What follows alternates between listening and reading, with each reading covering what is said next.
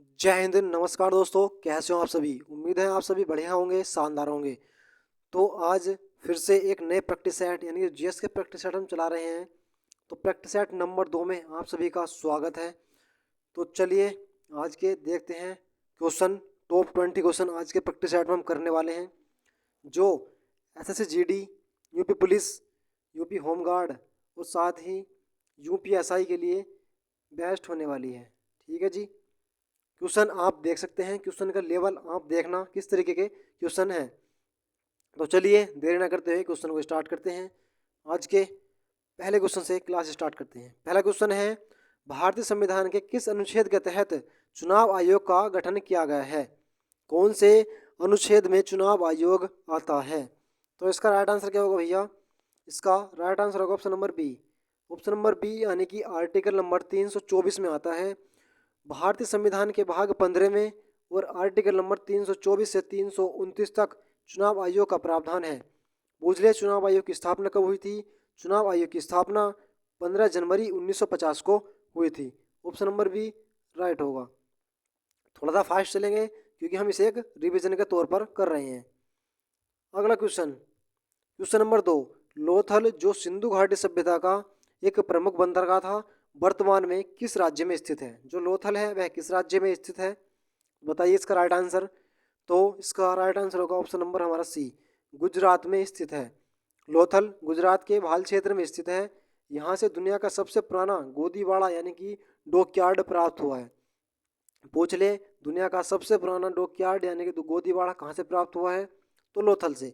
Option number इसका सी। Option number C right होगा।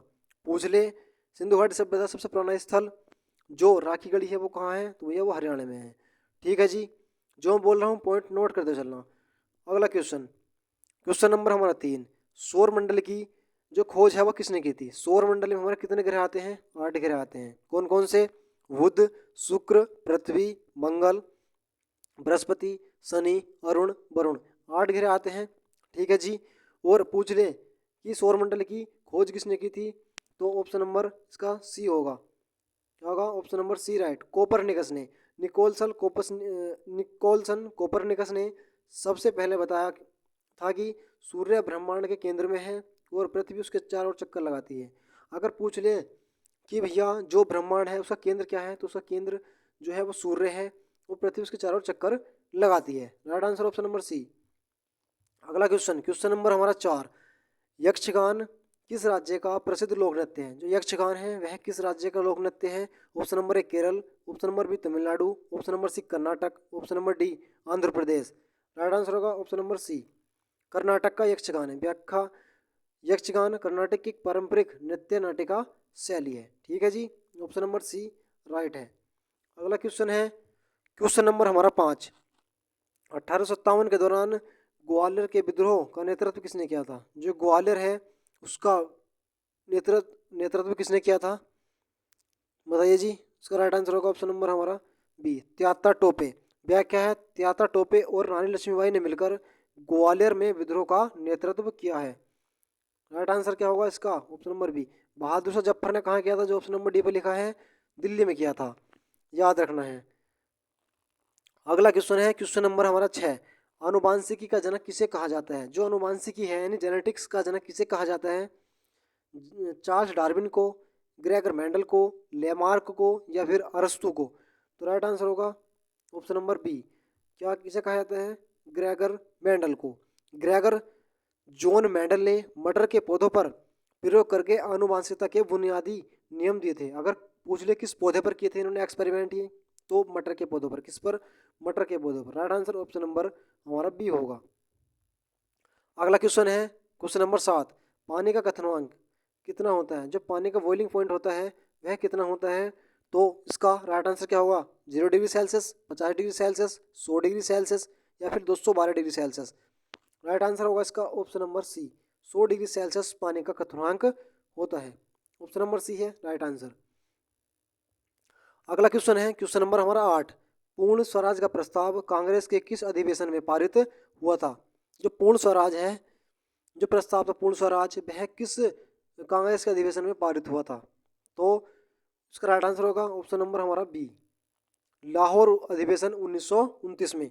लाहौर अधिवेशन 1929 के अध्यक्षता कौन थे? इसके अध्यक्ष थे जवाहरलाल नेहरू। कौन थे जी? जवाहरलाल नेहरू। इस अधिवेशन में पूर्ण स्वराज की मांग की गई थी। ऑप्शन नंबर बी राइट होगा। अगला क्वेश्चन, विश्व का सबसे बड़ा महाद्वीप। विश्व का सबसे बड़ा महाद्वीप कौन सा है? तो अफ्रीका है, यूरोप है, एशिया है या फिर उत्तरी अमेरिका। तो राइट आंसर होगा ऑप्शन नंबर सी, एशिया। विश्व का सबसे बड़ा महाद्वीप है, ऑप्शन नंबर सी राइट होगा। अगला क्वेश्चन, क्वेश्चन नंबर हमारा 10, थॉमस कप का संबंध किस खेल से है? क्या फुटबॉल से है, क्रिकेट से है, बैडमिंटन से है या फिर टेनिस से? तो राइट आंसर होगा इसका बैडमिंटन। जो थॉमस कप है वह बैडमिंटन से संबंधित होगा। ठीक है जी। और आगा खां कप की बात पूछ ले। आगा खां मैं आपको कल करा था। आगा खां जो कप है वह हॉकी से संबंधित है। किससे जी? हॉकी से संबंधित है। यह आपको याद रखना है। ऑप्शन नंबर सी राइट होगा। हम थोड़ा फास्ट चल रहे हैं क्योंकि हम इसे एक रिवीजन के तौर पर कर रहे हैं। अगला क्वेश्चन है क्वेश्चन नंबर 11, भारत की पहली महिला मुख्यमंत्री कौन थी? जो भारत है, भारत देश की पहली महिला मुख्यमंत्री कौन थी? इसका राइट आंसर क्या होगा?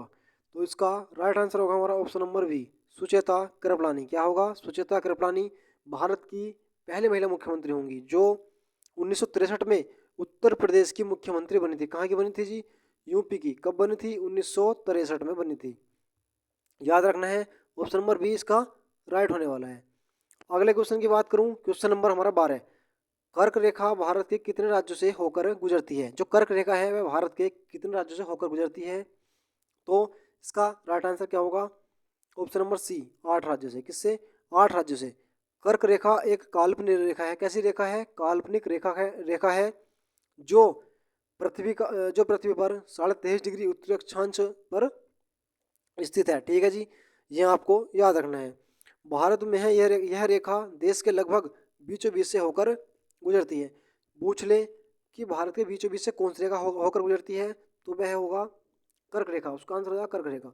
इसका राइट आंसर होगा ऑप्शन नंबर सी। अब मैं इन 8 राज्यों को आपको ट्रिक से याद कराता हूँ। इसकी दो ट्रिक हैं, मगरमच्छ झपटा या मित्र पर गमछा छार। ठीक है जी। मिस हो जाएगा मिजोरम, त्रेस हो जाएगा त्रिपुरा, पैसा पश्चिम बंगाल, रैसा राजस्थान, गैस है गुजरात, मैस है मध्य प्रदेश, छा से छत्तीसगढ़, झा से झारखंड।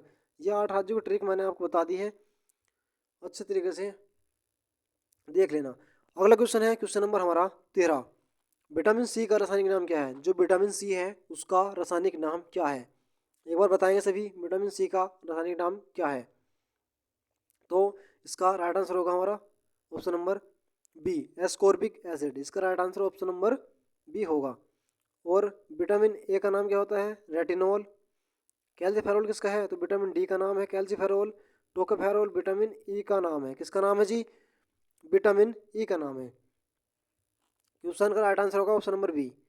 अगला क्वेश्चन, क्वेश्चन नंबर हमारा 14, भारत में पहली बार रेलवे कब शुरू हुई थी? जो भारत में है पहली ट्रेन कब चलाई गई थी? इसका राइट आंसर बताएंगे एक बार सभी। तो इसका राइट आंसर अगर आपने चुना है ऑप्शन नंबर बी तो एकदम राइट है। Option number B 1853। किस किस समय में? तो पहली बार जो ट्रेन चली थी वह डलहौजी के समय में। किसके? डलहौजी के कार्यकाल में चली थी, जो मुंबई से थाने के बीच। कहाँ चली थी जी? मुंबई से थाने के बीच। आपको विशेष तौर पर ध्यान रखना है, मुंबई से थाने के बीच चली थी। तो इसका राइट आंसर होगा ऑप्शन नंबर बी। कितने किलोमीटर चली थी? तो ये 34 किलोमीटर। कितनी थी? 34 किलोमीटर चली थी। अगला क्वेश्चन है क्वेश्चन नंबर 15, राज्यसभा के सदस्यों का कार्यकाल कितने वर्ष होता है? जो राज्यसभा है, राज्यसभा के सदस्यों का कार्यकाल कितने वर्ष होता है? तो ऑप्शन नंबर सी, कितने? 6 वर्ष होता है। कितने होता है जी?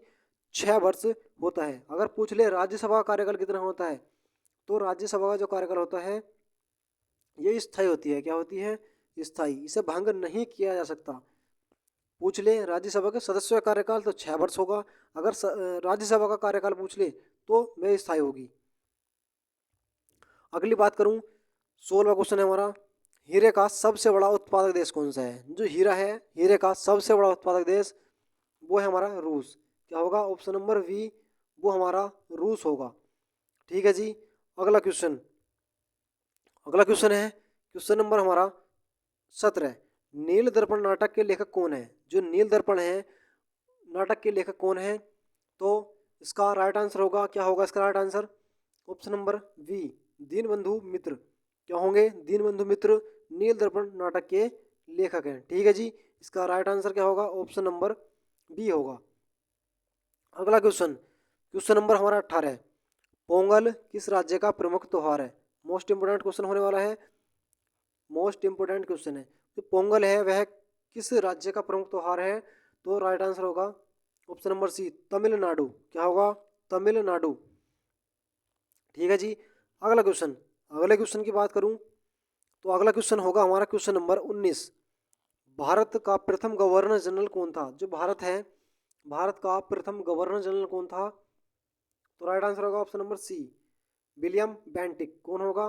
Option number C, William Bentinck. पूछ ले भारत का प्रथम वायसराय कौन था?